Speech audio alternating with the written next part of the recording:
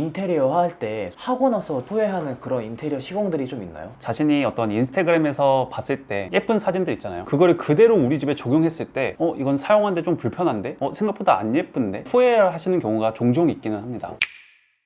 가장 대표적인 후회하는 요소라고 하면 조명 계획을 좀 잘못 세웠을 경우 그냥 무조건 밝은 공간이 좋다 이렇게 생각하시는 경우가 많이 있거든요. 밝은 게 좋은 거 아니에요?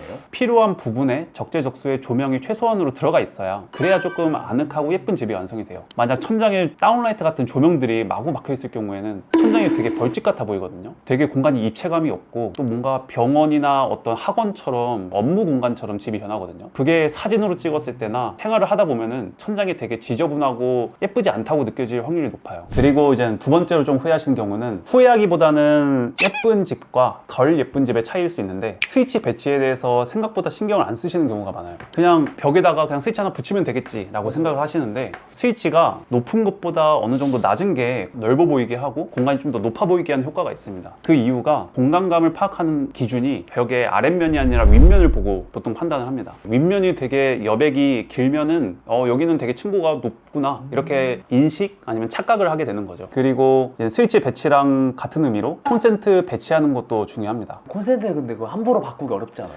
거주하면서 바꾸기는 굉장히 어렵고 전체 리모델링을 할 때 철거까지 같이 진행을 하게 될 때 그때 한 번에 다 하시는 게 좋아요. 콘센트의 위치를 인테리어 하기 전과 동일하게 가시는 그런 고객분들도 계시거든요. 그 콘센트의 위치는 이전에 살던 집주인의 라이프 스타일에 맞게 그게 설계가 된 위치에 박혀 있습니다. 사실 이제는 거기에는 새로운 사람들이 살기 때문에 라이프 스타일이 완전히 바뀔 수가 있어요. 그래서 한번 인테리어 하실 때 가구 계획이라던가 전자기기의 계획들을 모두 세우시고 그거에 맞춰서 생활 동선에 맞게 콘센트를 배치하시는 것이 중요합니다. 맞아요. 저도 지금 책상이랑 콘센트가 좀 많이 멀어가지고 저 5m짜리 멀티탭 쓰고 있거든요. 맞아요. 그렇게 되면 멀티탭 쓰는 것도 사실 좀 지저분하잖아요. 그런 부분에서 좀 후회들을 하시더라고요. 실링팬은 좀 어때요? 이건 호불호가 되게 많이 갈리던데. 요즘 고객님들이 되게 실링팬을 많이 요구하시거든요. 물론 설치를 하면서 공기순환도 잘 되고 좀 더 공간이 빠르게 쾌적해지고 뭐 그런 효과들이 있는데 이게 천장에서 계속 움직이잖아요. 좀 구축 아파트라든지 좀 층고가 낮은 아파트에서 실링팬 사용이 되면 뭔가 머리 위에서 가까운 곳에서 뭔가 계속 막 움직이는 것들이 있거든요. 그리고 실링팬도 사실 디자인들이 굉장히 많기 때문에 어떤 집안의 전체적인 인테리어 분위기랑 어울리지 않은 실링팬을 설치할 경우에는 언밸런스 하면서 공간을 좀 더 안 이쁘게 만드는 요소로도 작용을 할 수가 있어요. 그 다음으로 이제는 오픈형 드레스룸이에요. 오픈형 드레스룸 인스타에서 보시면 되게 예쁘게 많이 꾸며져 있거든요. 사실 이게 사진으로 보는 거랑 실사용은 조금 느낌이 다릅니다. 이게 항상 그렇게 옷들이 다 깔끔하게 정리되어 있고 각이 맞춰져 있고 이러면은 되게 예쁠 수 있는데 살면서 그렇게 하기 어렵잖아요. 그리고 외부에 노출돼 있다 보니 먼지도 계속 옷에 쌓이게 되고 또 햇빛이 들어오는 드레스룸이라고 하면은 자외선에 계속 노출되면서 옷이 손상되기도 하고 실제 사용을 하시게 되면은 그렇게 관리하기가 좀 어려울 수 있다. 또 요즘에 많이 하는 게 손잡이가 없는 푸시도 되게 많이 하시잖아요. 시공으로. 네. 요건 좀 어때요? 저희가 생각하기에는 굉장히 예쁜 요소라고 생각하거든요. 근데 실제 사용하시기에 이게 불편함을 호소하시는 분들이 종종 있으세요. 사실 이거를 이제는 손으로 계속 눌러서 열고 닫고를 해야 되는 거잖아요.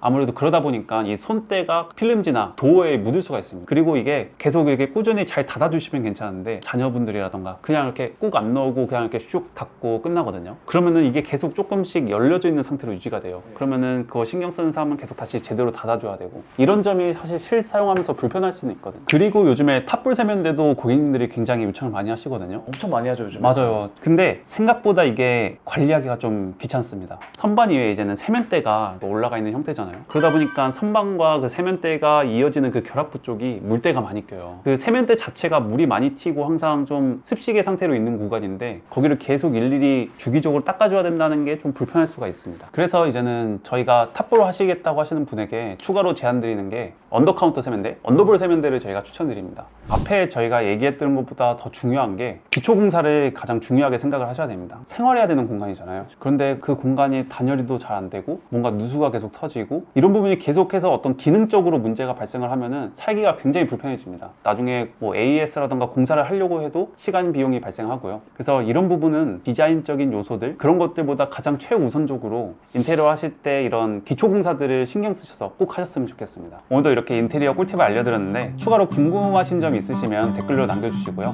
오늘 영상 도움되셨다면 좋아요와 구독 부탁드리고요. 다음 영상으로 찾아뵙겠습니다. 감사합니다.